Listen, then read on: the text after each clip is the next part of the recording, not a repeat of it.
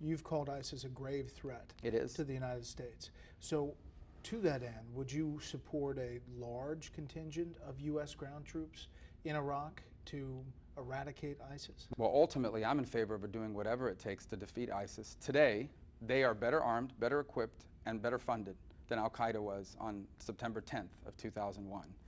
I think the best way to defeat them at this point is in the early stages, now, immediately, more U.S. Special Operations Forces in conjunction with airstrikes to deal some humiliating, high-profile defeats to ISIS in the hopes of eroding some of their recruitment and their access to funds, because right now they've created this image of themselves as invincible.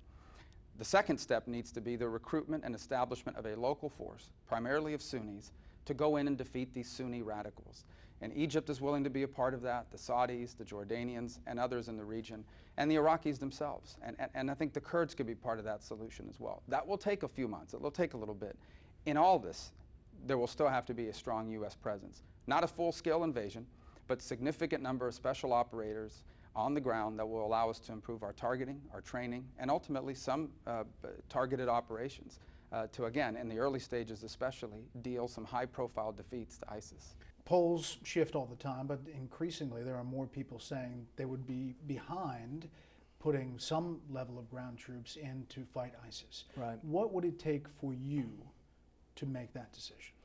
I think we have a debate. We have to debate, is there an American interest? And my conclusion is, yes, there is an American interest in us defending against ISIS. Number one, the embassy in Baghdad should be protected. The consulate in Erbil should be protected. One of my big criticisms of Hillary Clinton was she didn't defend the consulate in Benghazi. So absolutely, we should defend our American interests over there. I've been in favor of the bombing campaign. I've also been in favor of saying that the ultimate victory only comes with ground troops. But I think the ground troops need to be Arab ground troops, and I'll tell you why. Mosul is a city of 1.5 million people, almost entirely Sunni Muslim. When the ISIS came, the army ran. Why? Because it's 80–90% Shiites. The Shiites cannot hold Mosul.